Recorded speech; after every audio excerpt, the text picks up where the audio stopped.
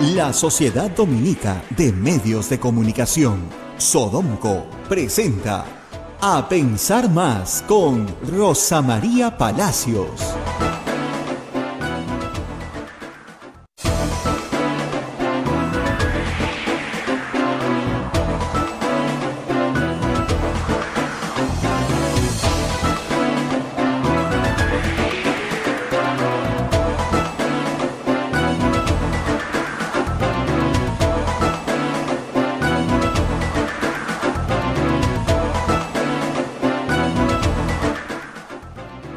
Señoras y señores, muy buenos días, bienvenidos a Pensar Más con Rosa María Palacios a través de las emisoras de la Sociedad Dominica de Medios de Comunicación. Y antes de dar la bienvenida a Rosa María y a los medios de comunicación que se unen a esta transmisión, permítame recordarles una mención. Tenemos la mención de Peruvian Travel Service. Aproveche y viaje con estas promociones. Punta Cana, 5 días y 4 noches, $899. Hotel Royalton, Cancún, 5 días, 4 noches, $699. Hotel Al Ritmo Resort. Incluye boletos aéreos, traslados, 4 noches, sistema todo incluido. Reservas al WhatsApp 990 38 69 73 988 45 65 37. La página web donde encuentran toda la información, peruviantravelservice.com. Peruvian Travel Service, 19 años de experiencia, viaja con expertos. Y ahora sí, damos la bienvenida a las emisoras de la Sociedad Dominica de Medios de Comunicación. Tenemos Radio Santa Rosa en Lima, 1500 kilociclos en la amplitud modulada, 105.1 en la frecuencia modulada al sur de nuestra capital. En Chimbote nos escuchan por Radio Santo Domingo, en Arequipa Radio San Martín, en Cusco Radio Veritas, en Ucayali Radio Cepagua, la Convención Radio Quillabamba, Puerto Maldonado Radio Madre de Dios. Otra red de radios amigas se unen a esta transmisión. En Huánuco, Radio Huánuco. En Ayacucho, Radio La Voz de Ayacucho. En Puno, Radio Pública. En Ancash, Radio Moro. En Huancayo, Radio Cumbre, es la radio del Arzobispado de Huancayo. En Satipo, Radio Milenio. En Abancay, Radio Estación Solar. En Yurimaguas, Radio Oriente. En Chota, Cajamarca, está Radio Los Ángeles. En Lampa, Radio San Valentín. En Cerro de Pasco, Radio Activa. En Huanta, Radio Continental. Se suman a estas transmisiones también a Tagua, que nos pone en podcast en todo el Perú y el mundo. También tenemos los Facebook, el Facebook de Radio Santa Rosa, transmisión en vivo, el Facebook de Radio Quillabamba, transmisión en vivo, y también el canal de YouTube, transmisión en vivo. En unos instantes vamos a estar con Rosa María. Ahí está, ya estamos al aire, Rosa María, te damos la bienvenida y Rosa María nos va a contar también sobre las actividades que han tenido el día de ayer los dos candidatos, la candidata Keiko Fujimori en Arequipa y el profesor Pedro Castillo en Puno. Ahora sí, saludo ya a Rosa María. Rosa María, ¿cómo estás? Muy buenos días. Muy buenos días, pero antes de empezar tenemos a ver qué cumplir con nuestros auspiciadores. Y vamos primero con, por supuesto, la Pontificia Universidad Católica del Perú. Por segundo año consecutivo, la Pontificia Universidad Católica del Perú obtuvo la mejor evaluación de todo el país en el cumplimiento de los Objetivos de Desarrollo Sostenible por el Ranking Times Higher Education Impact 2021. Nuestra universidad lidera 13 de los 17 objetivos que plantea la Organización de Naciones Unidas. Y luego vamos con los colegios dominicos. Colegio Sagrado Corazón Sofianum, 74 años al servicio de la educación en Arequipa, formando integralmente a la niñez y juventud desde la pedagogía de luz y verdad. El proceso de admisión para el año 2022 está abierto. Colegio Sagrado Corazón Sofianum, formamos en luz y verdad. El Colegio Privado Bilingüe Reina de los Ángeles, situado en La Molina, Lima, tiene como meta la educación en las virtudes cristianas. para construir una sociedad más humana, más fraterna y más feliz. El Colegio Bilingüe La Asunción, perteneciente a la Congregación de las Hermanas Dominicas de la Inmaculada Concepción, ubicada en Trujillo, La Libertad, brinda una educación a jóvenes y niños basada en las virtudes y en la espiritualidad dominica. Colegio Santa Anita brinda educación católica desde el diseño curricular Luz y Verdad. Es una gran opción a los papás que buscan para sus hijos una educación de calidad con valores. Cuenta con docentes en el manejo de los entornos virtuales de aprendizaje para el desarrollo de habilidades de los alumnos que los hagan competitivos en la sociedad. Y tenemos dos auspicios más que también tengo que mencionar. Se trata de, en primer término, el Hotel La Cuesta de Caima, de la Asociación Santa Catalina de Sena, de las Madres del Monasterio de Santa Catalina. Es la mejor opción para tu estadía en Arequipa. Lo recaudado por el hotel sostiene las instituciones de apoyo social de las madres, que benefician a niños, niñas, mujeres y adultos mayores en estado de vulnerabilidad. Informes en el Facebook e Instagram del Hotel La Cuesta de Caima, Arequipa. Policlínico Ángeles de Salud ofrece servicios de calidad en salud a precios al alcance de todos. Servicios de rayos X, mamografía, laboratorio de análisis clínico, ecografía, coloscopía, endoscopía, colonoscopía, tópico, farmacia y servicios de ambulancia. Contamos con un staff de médicos de alta calidad y modernas instalaciones con todas las normas de bioseguridad. Las madres dominicas del convento de Santa Catalina contribuyen con sus oraciones por la salud física y espiritual de nuestros pacientes. Calle Antero Peralta A10, Urbanización San José, Humacoyo, frente a la Iglesia del Sagrado Corazón de Jesús, Arequipa. Muy bien, esos han sido todos nuestros auspiciadores, que cada día son más, y nosotros, por supuesto, vamos a lo nuestro. Ayer un día de intensa actividad política para los dos candidatos, pero también de algunas deslices y metidas de pata, de las cuales vamos a hablar hoy día. Pero también en el Ejecutivo ha habido una noticia que creo que merece destacarse en primer término. Se culminó ya el trabajo de una comisión nombrada por PCM para aclarar el número real de personas fallecidas por COVID en el Perú. La cifra supera las 180.000 personas y coloca al Perú entre los, si no el primero, entre los primeros países del mundo en letalidad de la enfermedad. Los que seguimos las cifras del SINADEF ya conocíamos esto, pero esta vez el equipo técnico no solamente ha trabajado con la data del SINADEF, que no era cierta porque incluía a todos los fallecidos, sino también con otros criterios, utilizando sobre todo la base de datos del INS, de pruebas serológicas, de pruebas antígenas, asociándola al fallecido, asociando también los contactos a personas, familiares directos, es decir, usando varios criterios. Se han publicado 6 criterios, el epidemiológico, el virológico, el análisis clínico, etcétera. Y esto da una cifra actual de más de 180.000 personas. El año pasado, ¿cuántas veces lo advertimos? Y da pena decirlo así. Ojalá nos hubiéramos equivocado.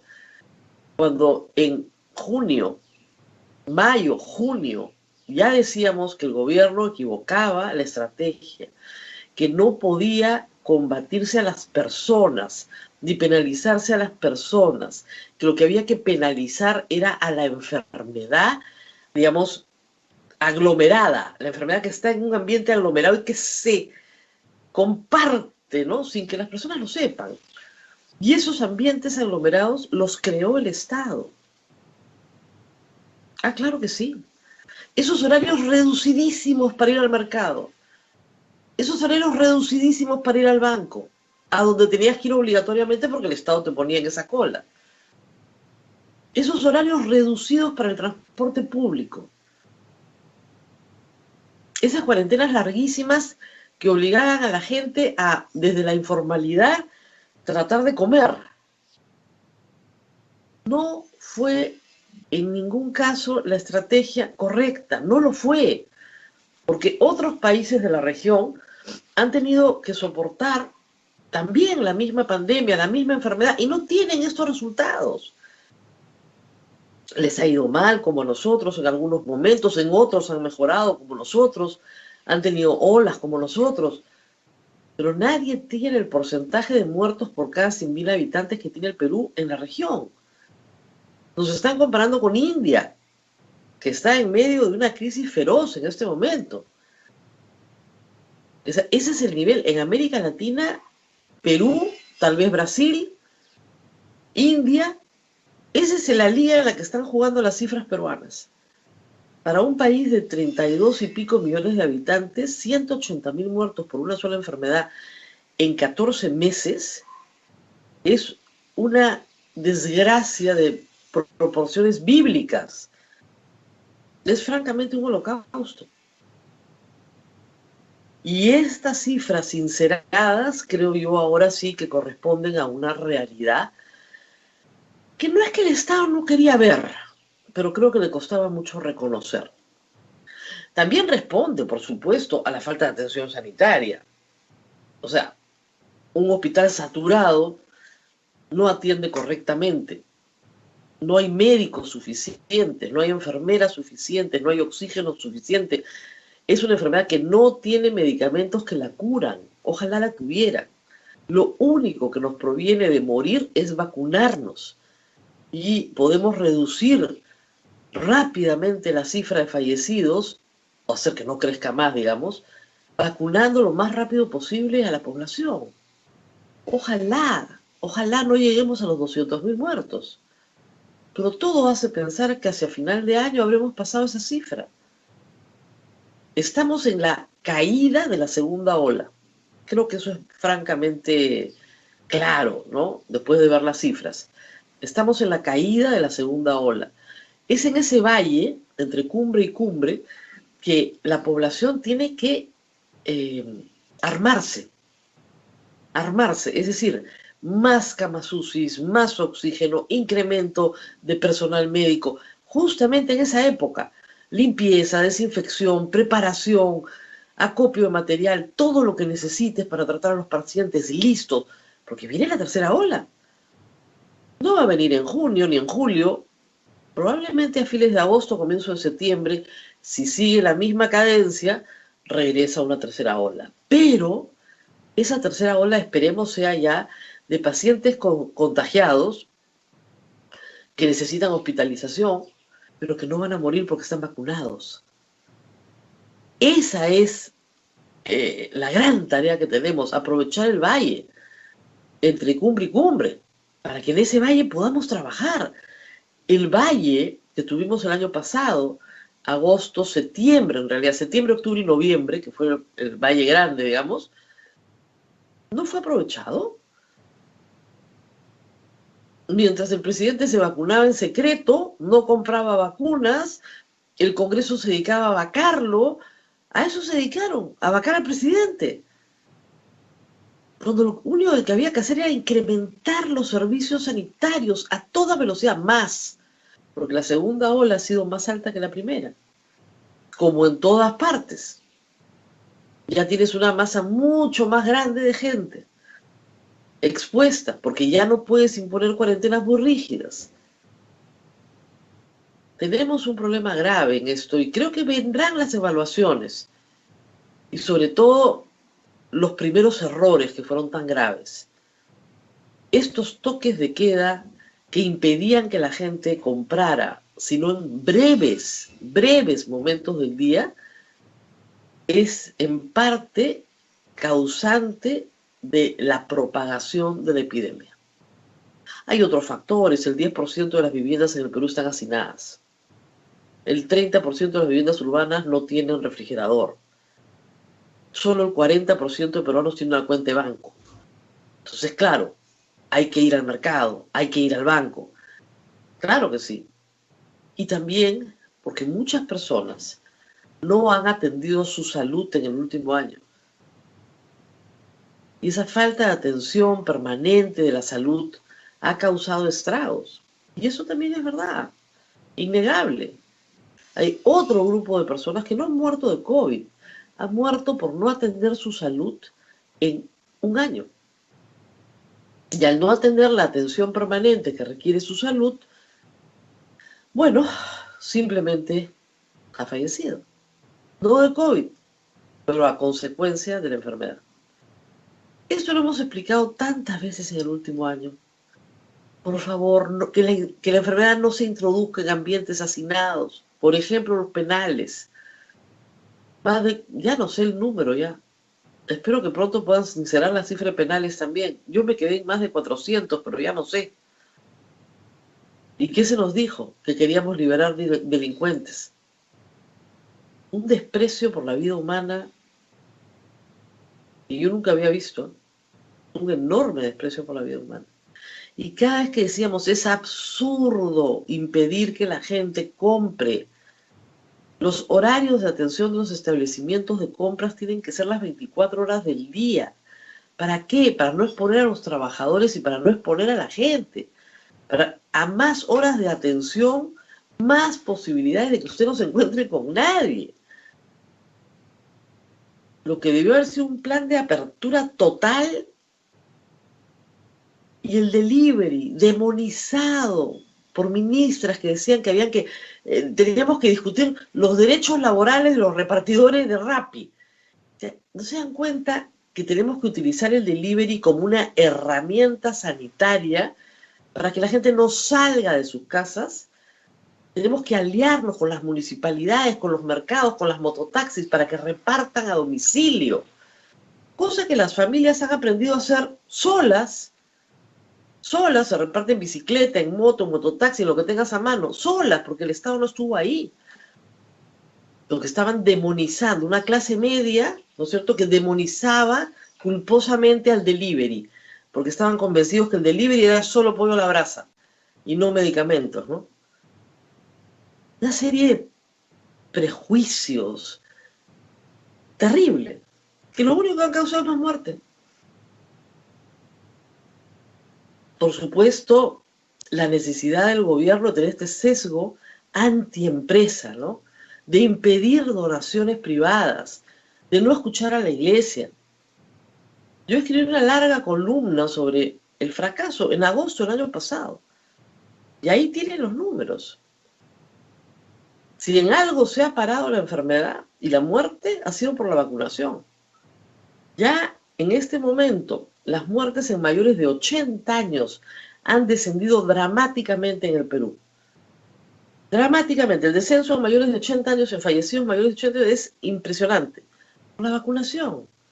Y en las próximas semanas veremos que el descenso en mayores de 70 años y el descenso en mayores de 60 años va a tener un impacto clave, porque esos son los grupos más vulnerables. De acuerdo a las cifras de ayer, el 70% de los fallecidos tiene más de 60 años. Si vacunamos a todos los mayores de 60 años, ese que es el grupo crítico, salva su vida. Muchos de ustedes se preguntarán por qué no llegó la vacuna antes, ¿no? Tantas vidas salvadas. Para muchos eso es imposible porque murieron antes de octubre del año pasado. Pero para los que murieron este año, enero, febrero, marzo, abril, mayo, esa vacuna sí debió llegar. Y esa demora es la tristeza, el luto de miles de familias en el Perú, muchas de las cuales todavía están con un enfermo crítico. Hoy ya es más fácil conseguir una cama UCI, ya el tema del oxígeno está resuelto, felizmente. Ya no tenemos las largas colas batallando por un balón de oxígeno.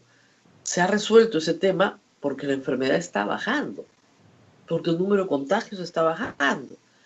Pero es parte de la curva epidemiológica. Luego va a volver a subir a la tercera ola, como ha pasado en muchos otros países que están con plenos procesos de vacunación. Entonces tenemos que estar preparados para la tercera ola. Y esa ola nos tiene que agarrar con personal, camas UCI, equipos de protección personal, que tan escasos fueron al principio y causaron tantas muertes entre los médicos. Todo eso tiene que estar armado. Esta cifra no es solamente para que nos sentemos y nos lamentemos, además, tiene consecuencias muy concretas. Lo dijo ayer la doctora Violeta Bermúdez, presidenta del Consejo de Ministros. Si bien la mayoría de los fallecidos están entre los adultos mayores, también hay fallecidos que dejan niños huérfanos. El Estado peruano se ha comprometido en darles una pensión hasta los 18 años. Este padrón sirve para identificar a todos aquellos niños que han quedado huérfanos por COVID y que el Estado les va a pasar una pensión mínima, pero suficiente para por lo menos cubrir su alimentación hasta que cumplan 18 años. Ese es un compromiso del Estado. Entonces hay que identificar a estas personas. ¿Cómo afecta esto a propuestas como el bono oxígeno, por ejemplo, de 10.000 soles por cada fallecido? Creo que tiene que acotarse a aquellas personas que están en necesidad, en pobreza. No es lo mismo una persona que, digamos, no asumió mayor deuda con su enfermedad porque murió muy rápidamente, en circunstancias muy violentas, muy súbitas, y no deja a una familia en la indigencia, que una persona que sí deja a su familia en la indigencia o que tuvo gastos enormes durante su enfermedad que su familia hoy no puede afrontar. Son casos diferentes y un buen trabajo, creo que, de evaluación social de caso por caso, acotaría la ayuda a aquellas personas que efectivamente están en estado de necesidad, que es a donde debe ir el dinero. En justicia, la justicia es dar a cada uno lo que merece, ¿no? Y hay gente que merece efectivamente recibir algún tipo de compensación para cubrir algunos gastos que el Estado no va a cubrir. Pero tenemos también que ver que en la sinceridad de la cifra también genera resultados en la eficacia del Estado. Y por eso se oculta, pues. Por eso nunca se quiere decir. Lo que ha hecho PCM es muy valiente y solo lo puede hacer un gobierno de transición. Un gobierno que no tiene ningún apetito político y que está para cumplir una tarea e irse. En otras circunstancias probablemente no nos hubiéramos enterado nunca de lo que ha pasado con la epidemia de COVID en el Perú. Y bueno, vamos a pasar del COVID a la campaña. Ayer la candidata Keiko Fujimori, aprovechando su estadía en Arequipa y ante algunas personalidades como Leopoldo López, Álvaro Vargas Llosa, Pedro Cateriano, pidió perdón sin condiciones, ha dicho. Y qué bueno que lo pidiera, porque una de sus víctimas estaba presente, o varias tal vez, porque vaya que los Fujimori han hablado pestes de la familia Vargas Llosa por años, y de Mario Vargas Llosa en particular, y estaba también Pedro Cateriano, las personas más perseguidas por la bancada fujimorista en el último quinquenio. Y en realidad habría que ver si en efecto el perdón es sincero, eso se sabrá con el tiempo. Y si el juramento es sincero. El juramento del 2016 no lo fue. Vamos a ver si esta vez cumple. Y por el lado de Pedro Castillo, una metida de pata y grande. Estaba en Puno, en un mitin muy grande, con espectáculo. Ahí sí había folclore, había todo, ¿no? Y decía, ¿qué pasó con la prohibición y el COVID? Pero parece que para el Pedro Castillo el COVID no existe. Pero en fin, el mitin es grande, grandecito. No tanto en Arequipa. En Arequipa trató de hacer una presentación, pero esa sí no fue tumultuosa, pero la de Puno sí. Y ahí le preguntaron sobre por qué no hablaba del tema de género, que finalmente es el tema de igualdad entre hombres y mujeres, igualdad de derechos, igualdad de oportunidades. Y él dijo que el feminicidio ocurría por la ociosidad que generaba el Estado. Entonces, dándole trabajo a los hombres, ya no iban, supongo, a matar a las mujeres, ¿no? Todos los colectivos feministas han saltado hasta el techo porque es una mentira. Y corresponde a una visión muy machista, lamentablemente extendida en el ande rural, de donde proviene el señor Pedro Castillo. No puede negar de dónde viene. Y esas creencias son parte de la cultura local. Lamentablemente en el magisterio hay mucho machismo. Por eso es que la currícula tiene que tener un enfoque de igualdad de derechos entre niños y niñas, desde la primaria. El señor Castillo es sumamente conservador en este punto.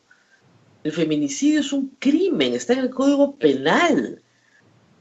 ocurre porque lamentablemente una mujer convive con su asesino y aprovechando la relación de cercanía, el afecto, el entorno familiar, comete un crimen, validando, digamos, su prepotencia, su dominación, la idea de que la mujer es de su propiedad, ¿no es cierto? En un entorno social que dice, no, pobre hombre, no tenía trabajo, entonces por eso la mató. O ella era muy coqueta, la mató por celos. Entonces traslada la culpa del victimario a la víctima, o en este caso al entorno social, no tenía trabajo, pobre, por eso mató a su mujer. Esto es un crimen, con responsables criminales que tienen que ir a la cárcel a purgar condena.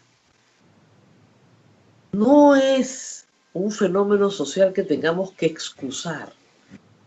Eso se ha dicho tantas veces, pero tantas veces, que un candidato presidencial de izquierda no tenga claro esto, es terrible para las mujeres de izquierda, que tienen justamente como bandera la igualdad. El señor Castillo tiene los conceptos mal. No solamente se ha expresado mal, sino tiene los conceptos mal. Y esto parte, reitero, de un problema cultural. Excusa a los hombres que cometen feminicidios porque no tienen trabajo.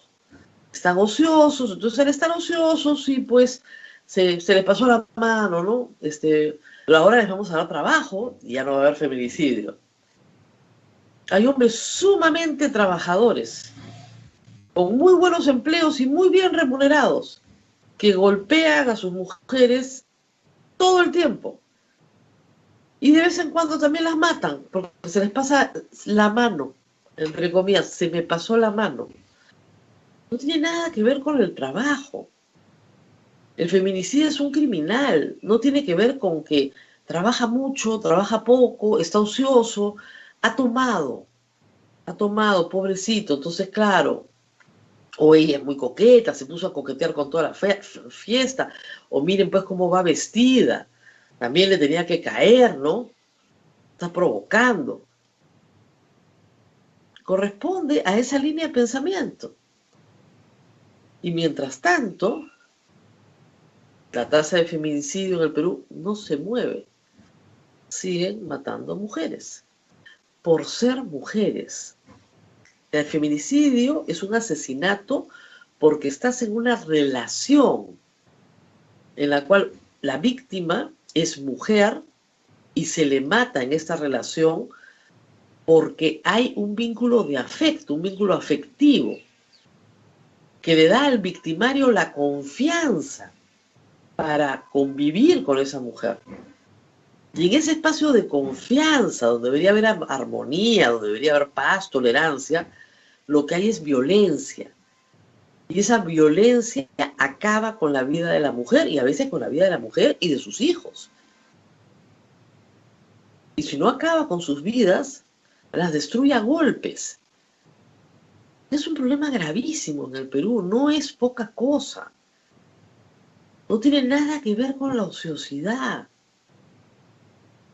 Tiene que ver con estructuras patriarcales, donde el hombre presume que es propietario del cuerpo y de la vida de las mujeres, y que por lo tanto puede hacer lo que le da la gana sobre ellas. ¿Eso les parece igual? No, no es igual, pues. Y esos estereotipos se marcan desde la infancia, se perpetúan en la escuela. Maestros machistas perpetúan esos estereotipos en la escuela.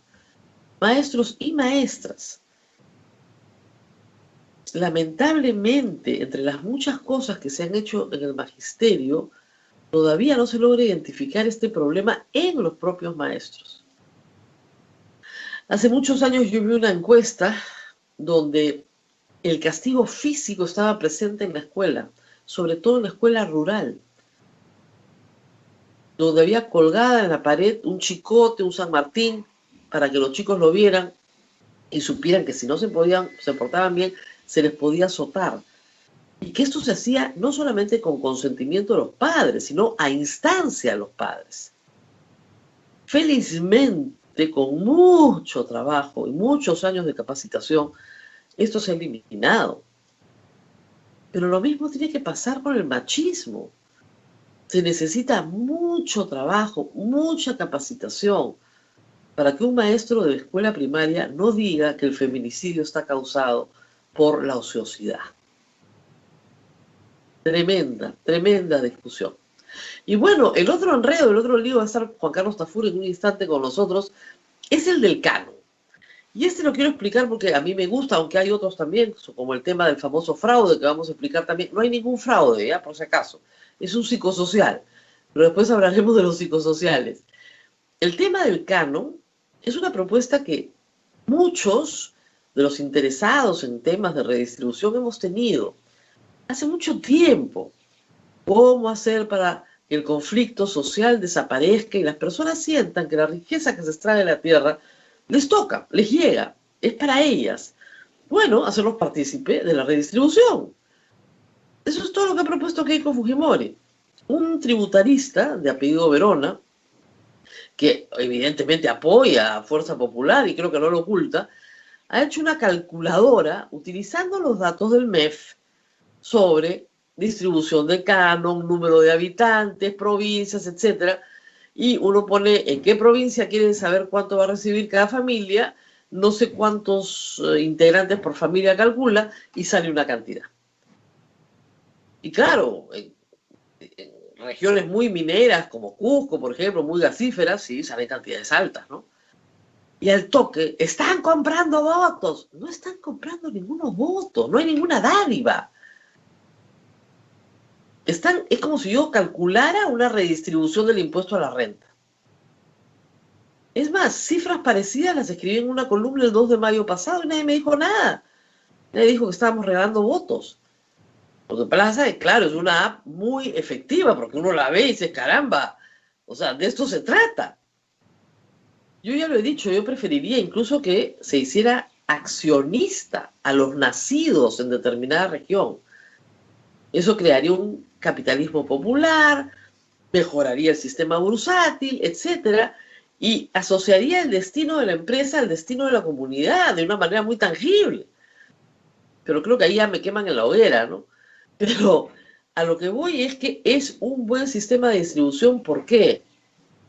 Porque el canon se crea para redistribuir la riqueza, para eso se crea.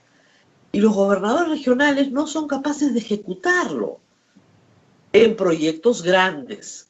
Entonces, si no son capaces de ejecutarlo, y más o menos la mitad de lo percibido en los últimos 20 años está en cuentas de banco, hay 50.000 millones de soles para repartir. ¿Por qué no se reparte? En vez de estar promoviendo bonos universales, los repartes y todos los años estableces una tasa que tiene volatilidad. Por supuesto que tiene volatilidad. Los precios de los minerales no son iguales todos los años. Así la comunidad aprenderá que lo que vende la mina tiene precios diferenciados, que no gana siempre lo mismo. Aprenderán cómo funciona un negocio. No siempre ganas, a veces pierdes. ¿Quién asume el riesgo? Y obviamente serán los primeros interesados en que se explote el mineral para recibir utilidades. Porque si no sale el cobre del Perú, si no sale el cobre de la mina porque han tomado la carretera, entonces no hay utilidades. No hay utilidades, no te toca nada. Es bien sencilla la metodología. Es una muy buena idea. Es una idea tan poderosa, tan simple, tan liberal, que claro, a la gente le parece espantosa.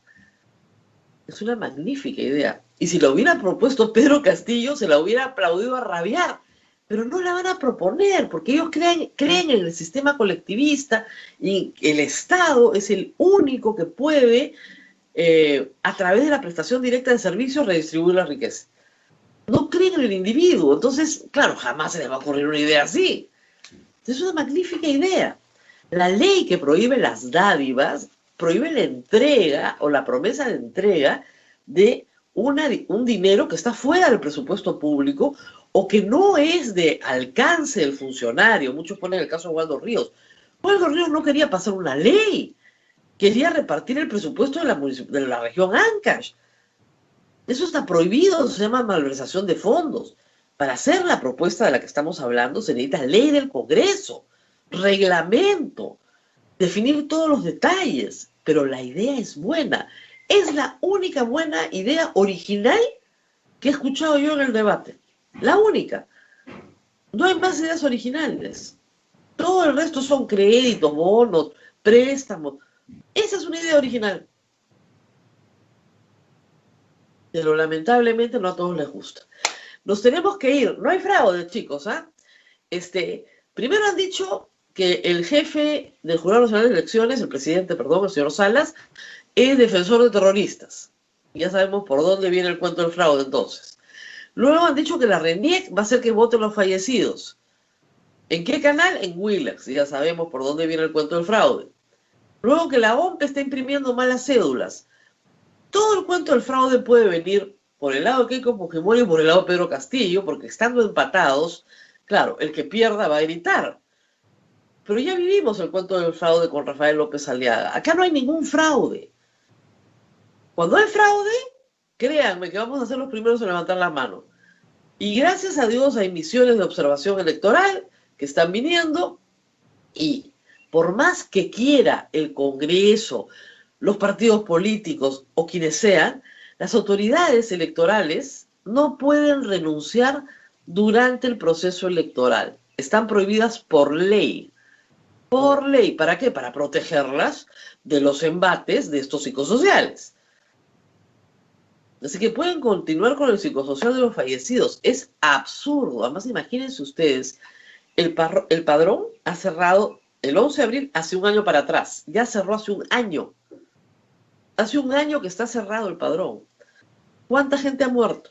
180.000 que no están registrados como fallecidos en el padrón. Por supuesto, todos tenemos un pariente que aparece en el padrón de votación y que no va a votar porque ya murió. Hay gente que dice, no, es que es el más antiguo. ¿Tramitaron la partida de defunción o no? Habiendo tramitado la partida de defunción, sigue apareciendo una persona. Eso sí es raro, hay que quejarse en la RENIEC, pero les aseguro que son casos excepcionales. Problemas burocráticos, pero no fraude, pues. Van a llenar los votos de los muertos. ¿Con qué DNI?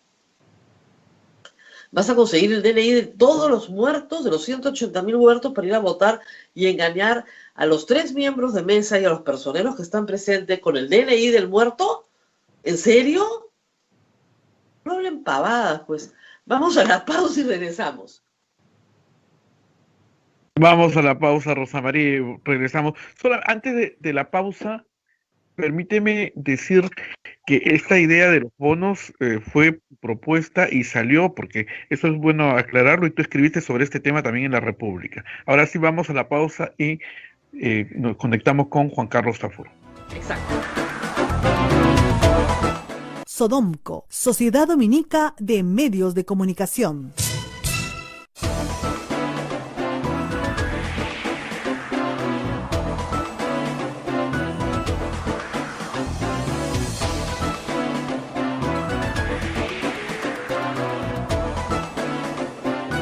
Continuamos con A Pensar Más a través de las emisoras de la Sociedad Dominica de Medios de Comunicación. En Lima, Radio Santa Rosa; Chimbote, Radio Santo Domingo; Arequipa, Radio San Martín; Ucayali, Radio Cepagua; La Convención, Radio Quillabamba; Puerto Maldonado, Radio Madre Dios; también Huánuco, Radio Huánuco; Ayacucho, Radio La Voz de Ayacucho; Puno, Radio Pública; Ancash, Radio Moro; Huancayo, Radio Cumbre; Satipo, Radio Milenio; Abancay, Radio Estación Solar; Yurimaguas, Radio Oriente; Cajamarca, Radio Los Ángeles; Lampa, Radio San Valentín; Cerro de Pasco, Radio Activa; y Huanta, Radio Continental. Metagua nos pone en podcast en todo el Perú y el mundo, y además están las plataformas móviles y el canal de Facebook y de Radio Santa Rosa y de Radio Quillabamba, y el canal de Facebook de YouTube transmitiendo en vivo. Adelante, Rosa María. Abel, te estábamos perdiendo, pero me imagino que ya terminaste de presentar a las radios. Estamos aquí con Juan Carlos Tafur para terminar, bueno, casi terminar, el domingo terminamos, pero estamos en la última semana, terminar la campaña.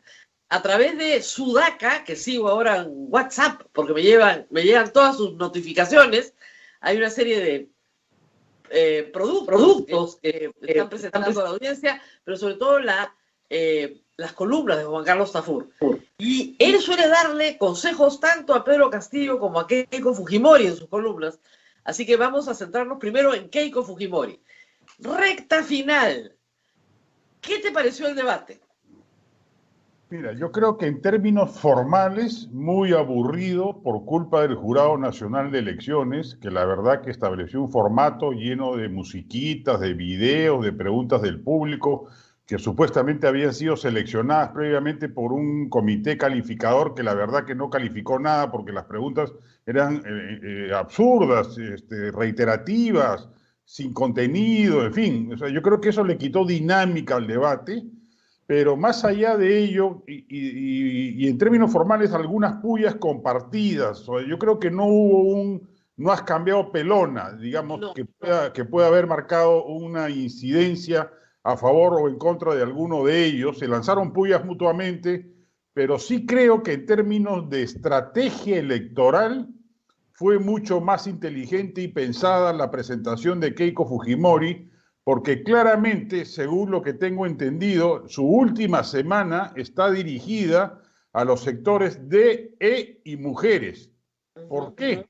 Porque según todas las encuestas, Ipsos e IEP, es en ese bolsón D, E y mujeres donde hay mayor cantidad de indecisos respecto de otros segmentos u otros sectores socioeconómicos.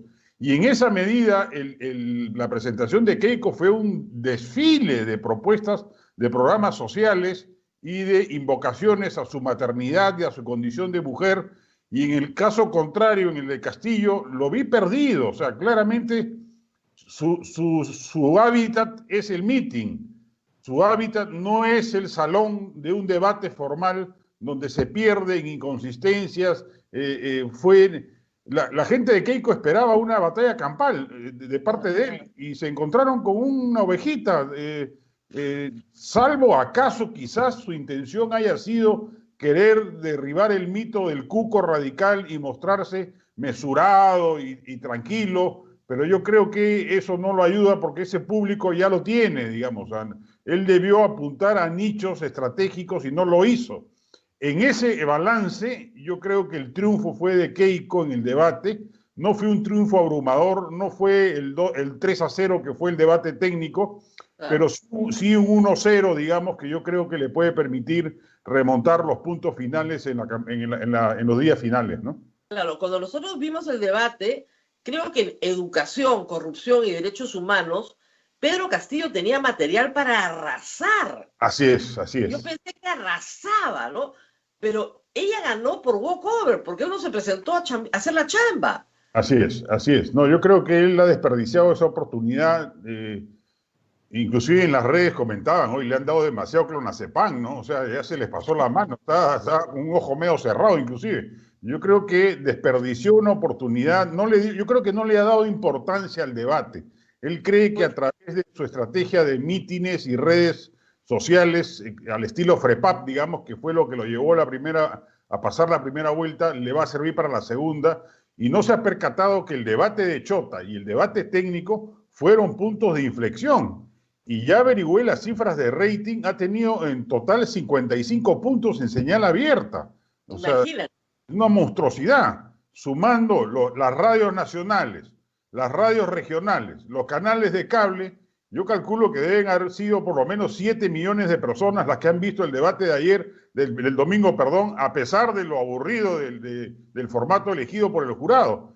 Eso es un tercio del electorado. Entonces, nosotros que estamos en streaming, que es otra forma de verlo, son como hemos volado en cifras de audiencia para lo que normalmente hacemos, claro, pero además sostenida las 3 horas. Se explica en el toque de queda también, ¿no? O sea, no tengo a dónde ir, bueno, vamos a ver esto, que sea un bodrio de aburrido, pero sí lo han visto. Ahora, ¿tú no crees que él ha tratado de transmitir una imagen de humildad? Porque él se presenta como el profesor de primaria, andino, rural, y ese personaje lo representó bien.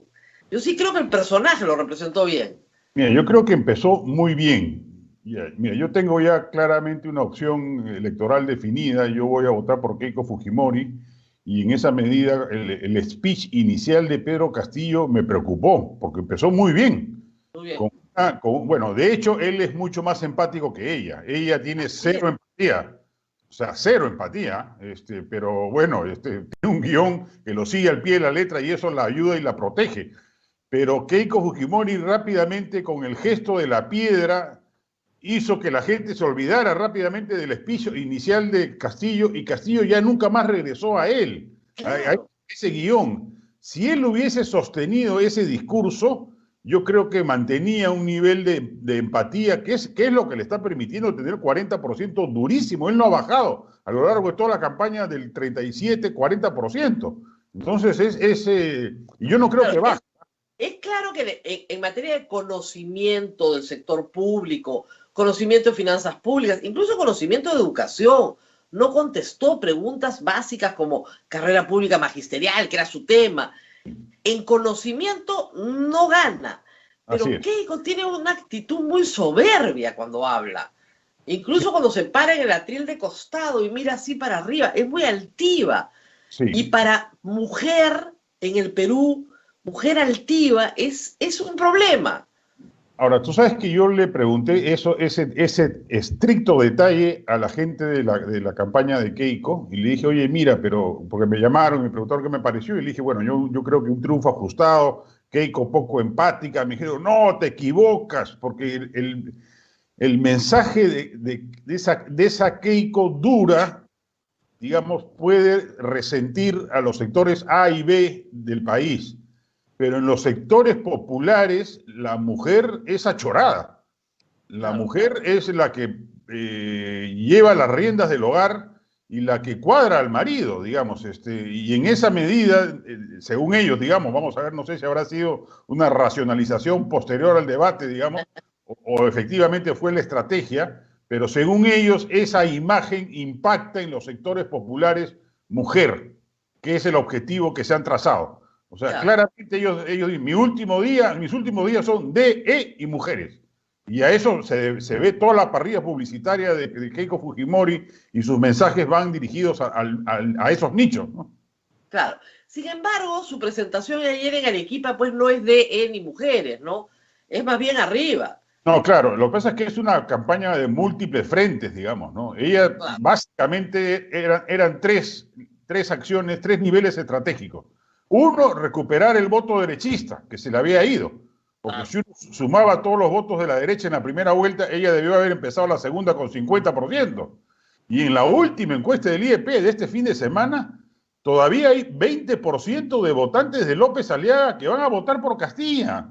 Castilla, perdón, en la segunda vuelta. Y el 22% de la gente, según el IEP, que se autodefine de derecha, va a votar por Castillo. Entonces, esa línea de acción fue trazada desde el inicio, recuperar el voto derechista. Segunda línea de acción, rebajar el antivoto.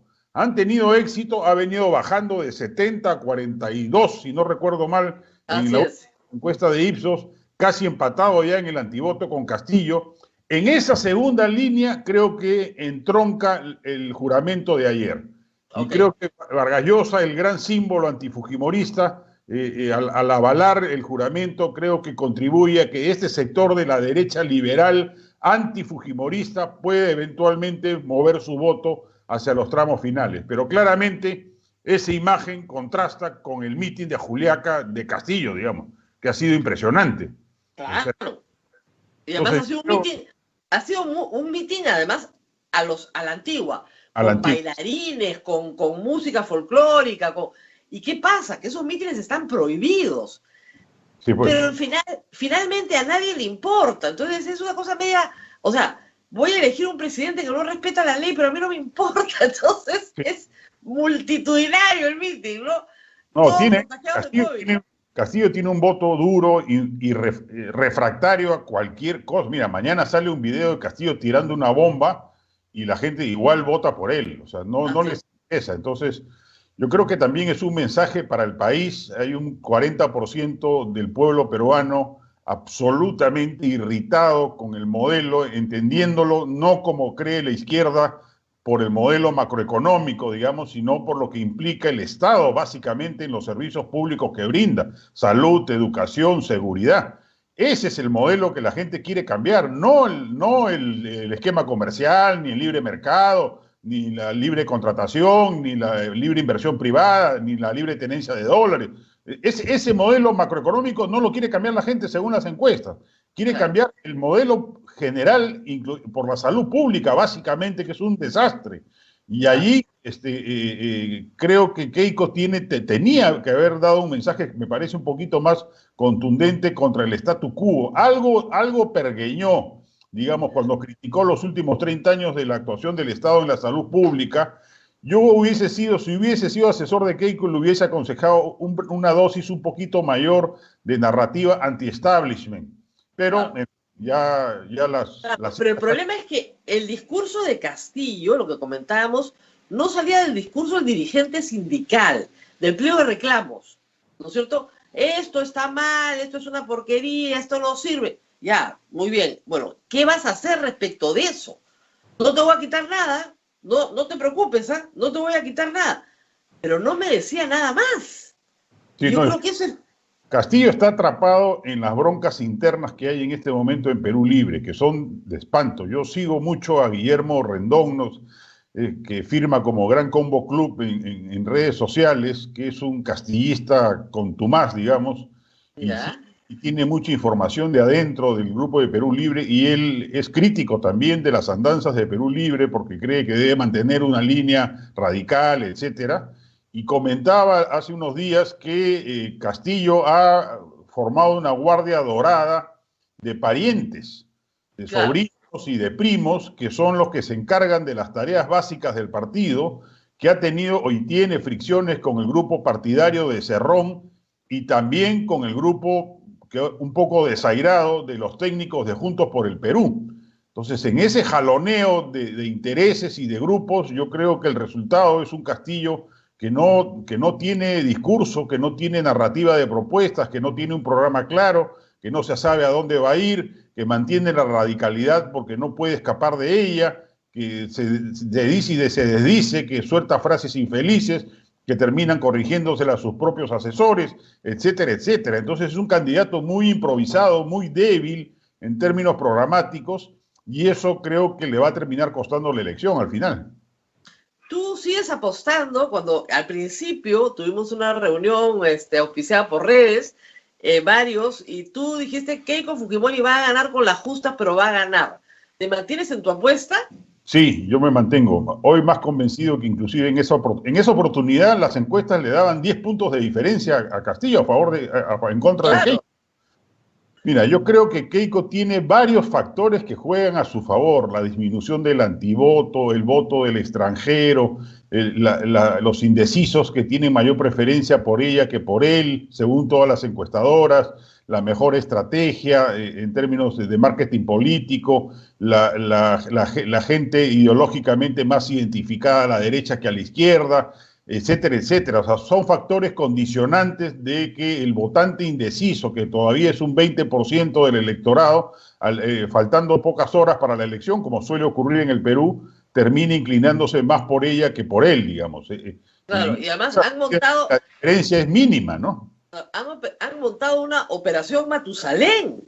¿No? Yo no veo esa movilización de la clase media desde los tiempos de la campaña del Fredemo.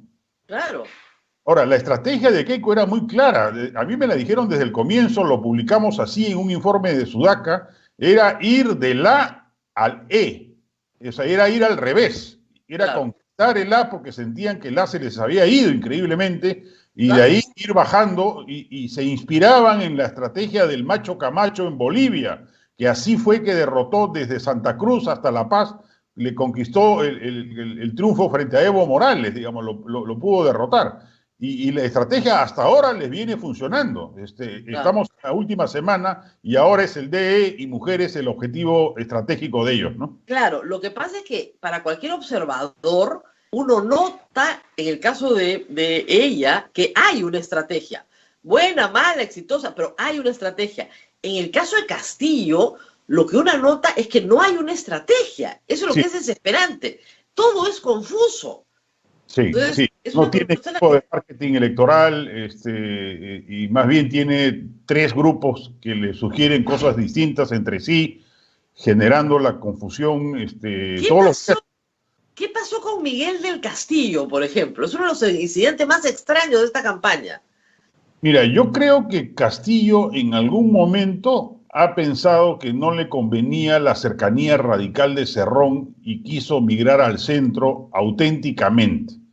Y se apareció este sujeto que es un oportunista, digamos, de los tantos que suelen aparecer en las campañas electorales, y lo acogió, digamos, pero rápidamente fue expectorado por el grupo partidario de Cerrón, y Castillo sabe que de sus 37 congresistas, 22 responden a Cerrón. Ah, Entonces, él sabe, él no puede moderarse. Si él se modera, supongamos que gane la elección y se modera, se queda eventualmente con sus 12 congresistas o 15 congresistas de los 32 y podrá sumar pues Alianza para el Progreso, Moraditos, Somos Perú, claro. Juntos por Perú, en total suma 55. O sea, asegura que no lo vaquen, pero no puede gobernar ni puede reformar absolutamente nada. Y Nada. el escenario radical también está fregado, porque tiene 52 congresistas, o sea, tiene menos, Claro. tiene los 37 propios, Más perdón, 5, 42, 42. 42 congresistas, más los 5 de Juntos por el Perú. Entonces, menos aún tiene posibilidades de gobernar. O sea, él está en una situación muy complicada si llega al gobierno. A mí me parece, y esto es una opinión muy personal, que a Cerrón no le conviene que gane Pedro Castillo. Yo pienso lo mismo. Yo inclusive era el topo del fujimorismo dentro de Perú Libre. Cerrón debe estar pensando mejor que pierda y me guardo para el 2026 con el enorme movimiento que he generado alrededor mío. Claro. Y si gana Castillo, estoy fregado porque el gobierno va a ser tan desastroso, porque va a ser desastroso definitivamente, política y económicamente, ya no solamente económicamente, que a mí no me queda duda que su programa económico es un desastre, sino también políticamente. Eso va a ser un caos absoluto, no va a tener mayoría, no va a poder gobernar, le van a censurar ministros, eventualmente lo pueden hasta vacar si se rompe la alianza moderada que pueda construir, si su gestión no, y además tiene un problema serio. Yo he vaticinado conflictos sociales o estallidos sociales al estilo Chile-Colombia si gana Keiko Fujimori, porque el magisterio radical y los colectivos antifujimoristas de izquierdas se van a movilizar para generar esa situación de caos callejero al carecer de representación en el Congreso suficiente para detener a Keiko Fujimori. Pero a Castillo le puede pasar lo mismo. O sea, la sobreexpectativa que hay de su votante respecto de la posibilidad de que lo suyo sea un Pachacuti socialista, digamos, que voltee la economía y el país por completo y les genere de inmediato beneficios, se va a dar de bruces con la realidad. Y cuando eso ocurra, a mí sí me parece que eventualmente la protesta social podría recortar el mandato de cualquiera de los dos si no saben actuar frente a ella, ¿no? Yo también estoy de acuerdo, o sea, que viene un espacio de enorme confrontación, gane quien gane, es cierto, pero propuestas como la de Keiko Fujimori de redistribución del canon, que a la izquierda no le gusta, y a mí me encanta, porque me parece que es, a mí me encanta, me parece lo más liberal que hay, claro, no le gusta a la izquierda. Ayer un tributarista sacó una aplicación para que puedas ver cuánto te tocaba y ya la quieren meter presa, ¿no? Entonces, no les gusta. Pero esa propuesta puede, en cierta medida, reducir el conflicto social en todas las áreas mineras. Exactamente. Y ahí se acaba el negocio de la izquierda. Y hacer viables algunos de los proyectos mineros que hoy están paralizados. O sea, si al poblador de Cocachacra tú le dices que le van a caer 50.000 soles anuales si sale adelante Tía María, te aseguro que al primer antiminero que asome la cabeza le va a caer una pedrada en la mitra, digamos. O sea, definitivamente moviliza a los sectores populares alrededor de los proyectos mineros. A mí me parece una propuesta también extraordinaria, de mucho impacto social, pero lamentablemente, mira, yo creo que si Keiko gana, está condenada a ser un gobierno extraordinario, es la última oportunidad que la derecha tiene para mantener el modelo económico más o menos vigente, pero si ella logra desplegar la batería de programas sociales que ha anunciado, hace un shock de inversiones privadas capitalistas y le suma reformas institucionales, sobre todo en salud pública, yo creo que podría tener un 70-80% de la aprobación. pero todos sabemos que basta que un 5% de la población se movilice violentamente para generar un desmadre, digamos. Y yo creo que eso va a ocurrir más temprano que tarde. Yo eventualmente le aconsejaría a Keiko que se olvide del indulto a su padre. O sea, si ella el 28 de julio anuncia el indulto a Alberto Fujimori, yo creo que se incendia la pradera, ¿no?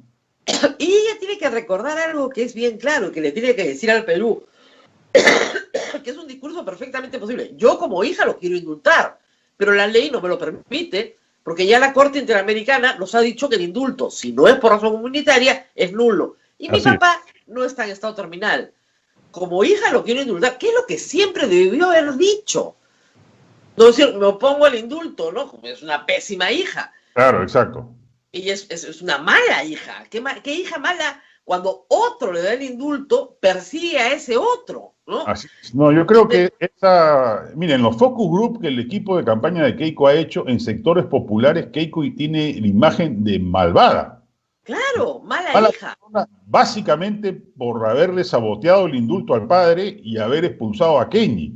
Claro. Por eso el perdón o reconciliación con el padre y con Kenji es relevante en términos de los sectores populares. O sea, no es casualidad la aparición de Kenji, tiene ese objetivo de limar el antivoto keikista que existe también en los sectores populares, no por razones ideológicas, sino por las razones familiares que estamos mencionando.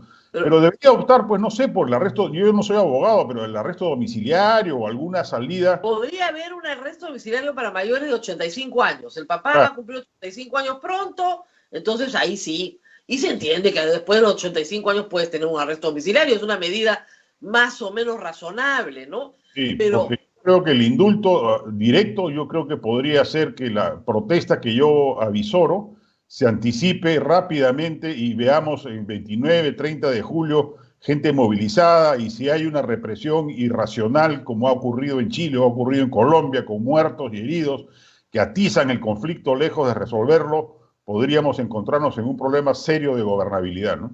Claro, en materia de derechos humanos, ¿no te pareció increíble que Pedro Castillo no sacara el tema del indulto? No, en general, Castillo ha desperdiciado todas las oportunidades. O sea, yo creo que en verdad, yo creo que se le pasó la mano con el Clonazepam, ¿eh?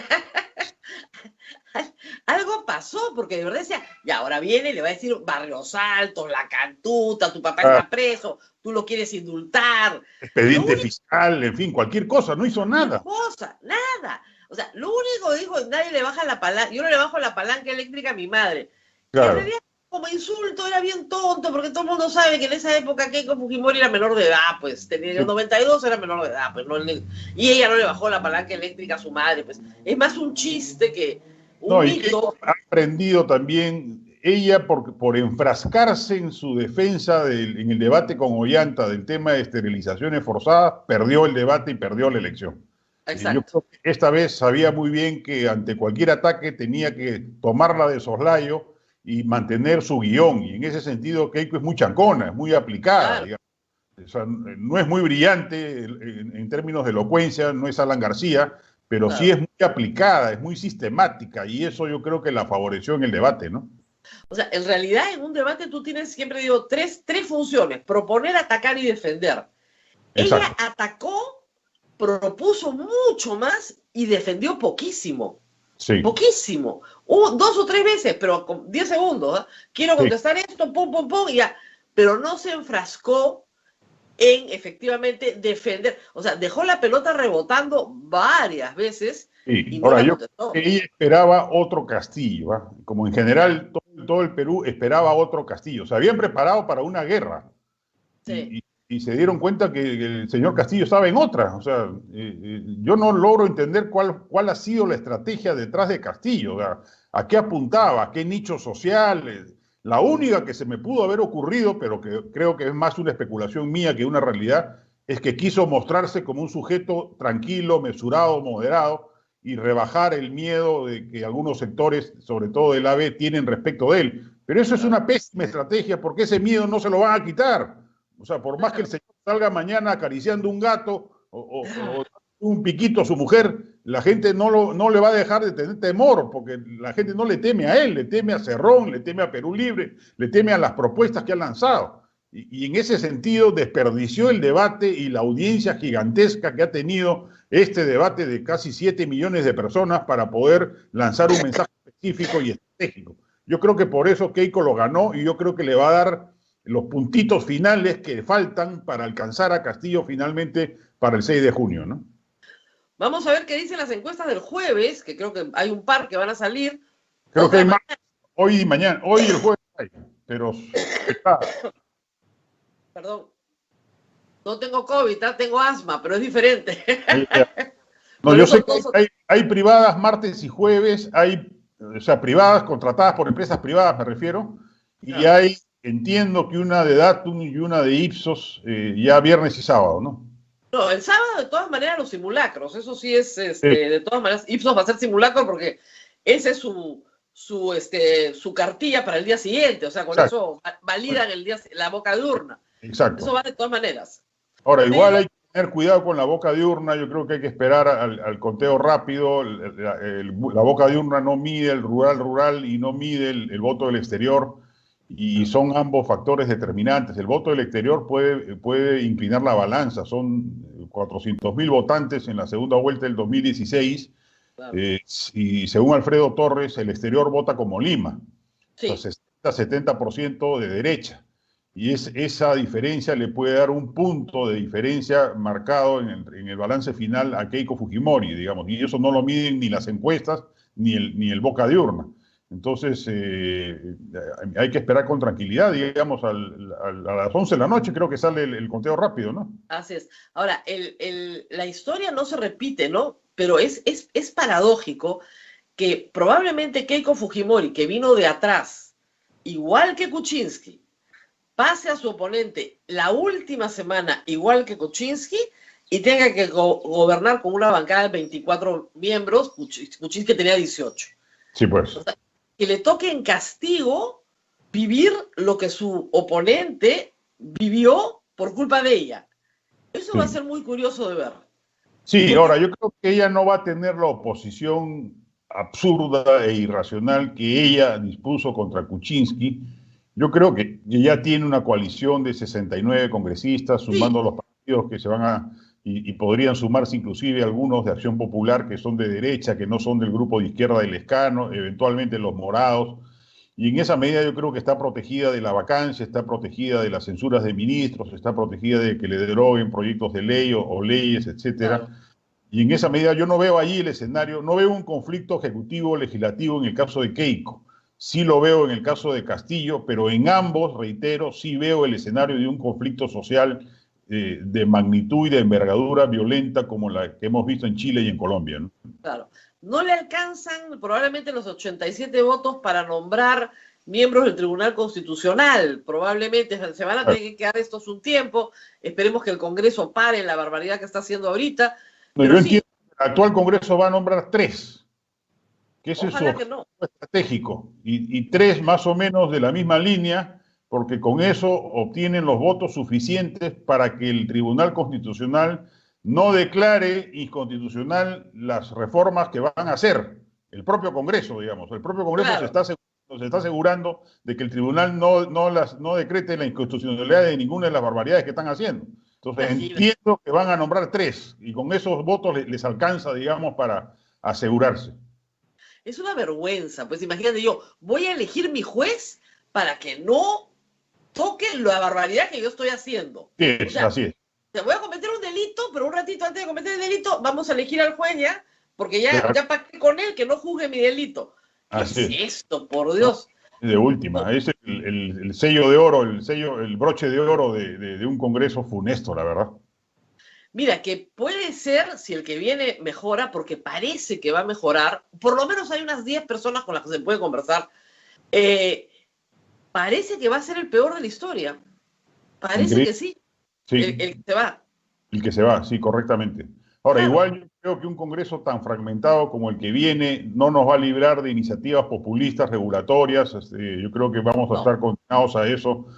Si gana Keiko en menor medida, si gana Castillo desbordadamente, pero como actual, yo creo que difícilmente encontremos, vamos a poder decir por fin creo ya este Congreso es mejor que el anterior, o sea, cosa que no podíamos decir hace 25 años, digamos, ¿no? Vamos a dar un salto. Muy bien, Juan Carlos. Abel, ¿tenemos alguna pregunta? María, me están preguntando, no sé si has visto las últimas participaciones de Indira Wilca. Y Juan Carlos, Ah, acá sí, no, no, dijiste que la Juan veías Carlos tiene, presidenciable. tiene ¿Sigues un pensando? cariño especial, tiene un crush con Indira Wilca. Ha anunciado que va a ser la próxima presidenta mujer. Así Yo, es. yo me estoy convencido de que va a ser candidata el 2026 y creo que tiene enormes posibilidades. Yo creo que sin duda es mejor candidata que Verónica Mendoza, que ha demostrado ser Sí. un fiasco como candidata, es la Lourdes Flores de la izquierda nacional. Indira tiene mucho más perfil identitario, perfil étnico, historia social, formación ideológica, épica personal, en fin, tiene una serie de elementos, elocuencia, rapidez en la polémica del domingo. Ella le ha sumado algunos puntitos a Castillo que el propio Castillo no pudo ni siquiera sumar. No sé, mira, si Keiko hace un pésimo gobierno, si Keiko gana y hace un pésimo gobierno, yo creo que el 2026 Mario Vargas Llosa nos va a pedir que votemos por Indira Wilca para que no gane Antauro Humala, ¿no? Claro. Esa es una posibilidad. Sí, Pero hay que decir una cosa. Indira Wilca no es militante de Perú Libre, ni tiene nada en común con Cerrón. Es más, renunció a Nueva Perú por culpa de Cerrón. sí, yo creo que yo le voy a regalar algunos libros a Indira. Voy a buscarla y se los voy a regalar. Para mí sería extraordinario que ella pueda entender que la izquierda puede desplegar una estrategia izquierdista sin desconocer la economía de mercado. O sea, que es perfectamente posible construir un Estado inclusivo, equitativo, socialista, manteniendo una economía de mercado. O sea, hay muchos países que lo han hecho y ojalá ella logre madurar o evolucionar hacia ello. Todavía no, ¿ah? Ella sigue siendo anticapitalista en muchas de sus declaraciones, pero me comprometo como tarea evangélica personal tratar de convencerla de que mire hacia esa postura de izquierda, ¿no? Un apostolado, me parece Un muy bien. apostolado, Un exactamente. apostolado, vas a hacer un apostolado liberal. Me parece muy bien. De repente por ahí la convences y a otras más que están con ella. Entonces puede ser el apóstol liberal que la izquierda necesita hace años que lo necesita, la verdad. Sí, Sí, porque cuando uno lee, la verdad, el ideario programa de Vladimir Cerrón, yo me sentí en el patio de letras en los claro, 80. claro. No, no, sí, una cosa, un marxismo anacrónico, a la antigua, ¿no? Pero a la Cerrado. antigua. Entonces yo decía, wow, todo lo que aprendí en letras me sirve Sí, para poder entender orgánicamente a este cuadro cubano, porque es impresionante lo antiguo que es su mensaje sí, sí. y lo desfasado. O sea, todas las recetas ya se probaron, salieron pésimas, ¿no? Pero insisten lo mismo, ¿no es cierto? El imperialismo, el mismo rollo. Sí. Entonces, ¿pero en qué año estamos? Y el Y es propio una Castillo ha sido víctima de eso, ¿no? O sea, no ha podido romper con Cerrón a pesar de este círculo dorado de familiares que ha logrado introducir en su equipo de campaña. En términos políticos, no ha roto con Cerrón, él es radical también, o sea, no es un ideológicamente comunista, digamos, pero eso no rebaja su peligrosidad, yo creo que al contrario la aumenta porque es muy improvisado, pero es igualmente radical. O sea, él, sin conocer a Cerrón, dirigió una huelga ultra radical en el 2017 y ya entonces tenía los vínculos con el Movadef. O sea, no es solamente, como ha denunciado el comercio, que 243 militantes de Perú Libre estén inscritos en el Movadef. Ya Castillo, en la huelga del 2017, tenía vínculos con el SUTE CONARE y con la gente del Movadef antes de haber conocido a Cerrón. O sea, tiene su propia cosecha radical. claro. No, y además, el problema es que hay conceptos básicos económicos que un presidente de la República tiene que conocer. O sea, no puedes confundir presupuesto nacional con PBI. Claro, claro. No, Eso es de cajón. de cajón. No puedes no poder definir un monopolio. O sea, Claro. es como las básicas. O sea, yo a nadie le pide que sepa de economía, pero, digamos, Ollanthumala, que de economía no sabía nada, Miguel Castilla se sentaba y le explicaba algunas cosas, ¿no es cierto?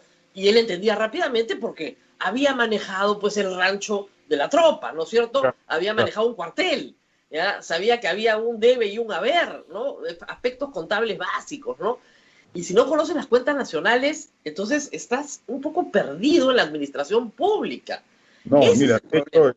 el triunfo de Castillo, aún si ejerce un gobierno moderado, retrasaría social y económicamente al país por lo menos 10 años, ¿no? Yo creo Yo que también creo. por eso he dicho que Castillo sería peor que la pandemia, ¿no?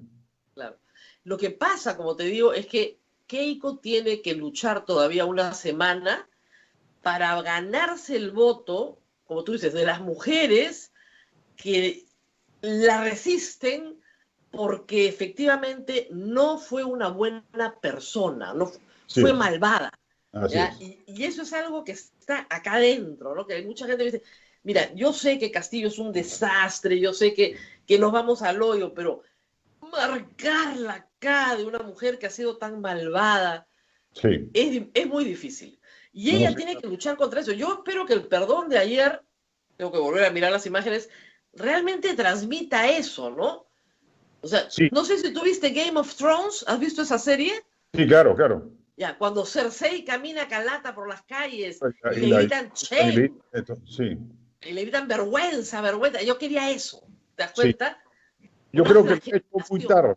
Yo lo hubiera hecho antes. Uf, Empezó con una portada de Perú 21 que debió haber sido mucho antes y debió haber sido en el Trome y no en Perú 21, pero igual fue un indicador ya de que debió hacerlo. Yo creo que lo he entendido al final. Yo creo que se resistía. yo ¿Eh? también creo. La gente del equipo de campaña le decía que no debía flagelarse, que eso no era conveniente, pero yo creo que ha hecho bien pidiendo perdón porque tiene razones para pedir perdón. O sea, no es que le esté Lógico. dando no es una estratagema electoral, es una necesidad política, porque ha hecho barbaridades, no solo el gobierno de su padre, sino ella misma. El Ah, antiqueitismo es tan grande como el antifujimorismo. Entonces, me parece bien lo que ha hecho. Ojalá no sea demasiado tarde, nomás yo creo lo hubiera hecho antes en términos de me vas a disculpar mi inglés, tú sabes que sufro con eso, pero hay una frase que usan mucho los publicistas que es the content is good, the context is God. O así sea, es. el momento vale oro, digamos, ¿no? El Entonces yo creo, contexto es todo, es todo. El exacto, contenido es bueno, pero el contexto es todo. Y eso sí creo que está llegando tarde. Y el amiste con el hermano en un estrado fue falsísimo, pues ya. Kenji es un amor de chico, la gente lo adora porque es un buen chico. Y de y verdad que las tiene madres, mucho impacto en el DIE, ¿eh? ¿no? Y en las mamás, yo soy mamá, lo he entrevistado y te provoca abrazarlo porque lo sientes como un chico que necesita mamá. Vamos, ¿no? Sí, Y en mucho sentido, Keiko, su hermana mayor, era como su madre, la madre que no exacto. tuvo por muchos años, y que ella lo traicione, No, sí, claro. tú No, no mira, traicionas a tu hijo, ¿ok? Keiko Porque, destruyó su imagen en los últimos 5 años, logró reconstruir y pasarla a la segunda vuelta, reforzando el fujimorismo auroral, y en esta segunda vuelta, hasta el momento, yo creo que su estrategia ha sido correcta. Yo simplemente le criticaría estos errores de timing finales. Yo creo que este tema del perdón lo debió haber hecho antes. Pero bueno, vamos a ver, también es cierto que la última semana es más intensa, digamos, o sea, con lo que hagas en la última semana pesa 3 veces lo que hagas un mes antes, digamos, eso también es cierto. O sea, y en ese sentido el gesto de ayer puede ser determinante, sí, ¿no? a mí me pareció simbólico, además, que Pedro Cateriano estuviera, porque Pedro Cateriano ha sido su víctima. Claro, Ha sido su víctima sistemática, lo han perseguido, maltratado, enjuiciado y llevado al Poder Judicial. Que estuviera parado ayer en Arequipa era como diciendo, bueno, si yo la puedo perdonar y yo he sido su víctima, tú también la puedes perdonar. sí. No, y de hecho, forma parte de las 3 líneas de acción, ¿no? De reducir el Claro. antivoto y reconquistar el voto de derecha, que todavía es una tarea pendiente, ¿ah? A mí me sigue sorprendiendo que gente que votó por López Aliaga en la primera vuelta vote por Castillo, o que el 22% de la gente que se autodefine de derecha, según el IEP, vote por Castillo. O sea, en el caso de López Aliaga lo puedo entender, puede ser esta gente disruptiva, antisistema, Claro. y que comulgue en ese sentido con Castillo por un tema emotivo más que ideológico, y se puede entender, pero que alguien que se autodefine de derecha vote por Castillo ya me parece un acto contra natura, ¿no? Es por lo de Kuczynski. Es que tienes que entender Claro, puede que ser. el maltrato, esta es población que hubiera votado por Keiko por Kuczynski y prefirió a Kuczynski. Sí. Y al preferir a Kuczynski, su voto no fue respetado, él fue maltratado, es una persona mayor que está todavía hace 3 años con arresto domiciliario por culpa de ella. Sí, sí, Eso es lo verdad. que no le perdonan. Es verdad. No, sí, de hecho hay razones que explican esos resultados, pero que sustentan la necesidad de que ella siga ahondando en esa. O sea, la campaña de Perú versus el comunismo, que a muchos ya nos puede resultar cansada, ha surtido efecto y fue potente, y fue la única que me pareció capaz de anteponerse a la de pobres versus ricos de Castillo, digamos, el Perú versus el comunismo. O sea, me pareció genial en términos publicitarios y golpe de imagen. Y hay gente que dice, pero ya cambia de discurso. No, yo creo que todavía tiene con Colón en la olla que rascar y tiene que mantenerse en paralelo a la otra que es fundamental, que es la de esta semana, que es el DE y mujeres, ¿no? ¿Tú crees que debería ir a tocarle la puerta a Kuczynski? Mira, no lo había pensado, no sé si tenga impacto, podría tenerlo. Mira, es una buena idea, ¿no? Es una buena idea. Timbre, Tinton, te pido perdón. Me da vuelta y me voy. Sí, sí, yo creo que puede ser porque hay un sector, claro, no es mayoritario, pero este sector AB de derecha resentido podría terminar de decidir su antivoto que enquista si ocurre un gesto de esa naturaleza. Pero gestos de ese tipo son los que ha debido hacer mucho antes. Pero bueno, igual reitero, la última semana es un condensado amplificado del último 2 meses. O sea, en la última semana se vive más rápido que los últimos 2 meses de una campaña electoral y en esa medida gestos de esa naturaleza sí pueden tener un impacto significativo, ¿no? Tiene que ir al cementerio. O sea, mira, es muy importante que los candidatos se identifiquen con el luto, cosa que no han hecho, más allá de la boca. O sea, hay 180.000 muertos. No, sí, claro, es una tragedia. Y para los sectores populares ha sido apocalíptico. El número de muertos en sectores populares respecto del sector AB es 4 o 5 veces más, digamos. O sea, si para nosotros ha sido una tragedia, para los sectores populares ha sido apocalíptico, ha sido una guerra. Es una cosa... Es un holocausto. Entonces, esa sensibilidad irritada, más fastidiada, porque su familiar se le ha muerto, porque no había oxígeno, no había cama UCI, no había quien lo atienda, es entendible que hay un voto molesto a favor de quien simboliza esa protesta como es Castillo. A ese segmento hay que convencerlo de que hay esperanza y de que se puede cambiar la situación. Y en ese sentido creo que el mensaje de Keiko tiene que aún afinarse un poquito más para dirigirse a ese segmento, a ese votante castillista al que todavía puede convencer, ¿no? Así es. Porque no basta con decir vi la luz en la cárcel y leí la Biblia, por Dios. Claro, no, claro. Claro. Tienes que darle contenido. El problema es que Keiko es poco empática, pues ya en general, como persona. Como persona, claro. Entonces, eso, no te digo que haga un meeting en la puerta del cementerio, ¿ya? Pero una pequeña romería, o sea, algo que diga a la gente, tus muertos me importan. Exacto. Eso. No, ya sé, si le seguimos dando ideas, que nos mandamos la factura, ¿no? Pero en fin. Ya damos recibo, nomás de una vez. Bueno, muy bien. Muchas gracias, Juan Carlos, por haber estado con nosotros esta mañana. Muchas gracias a ti. Nos vemos. Nos vemos. Y Abel, conmigo será hasta mañana. Hasta mañana, Rosa María. Cuídate mucho y cuídense mucho todos. Cuídense hasta mañana. Chao, chao. Chao, chao.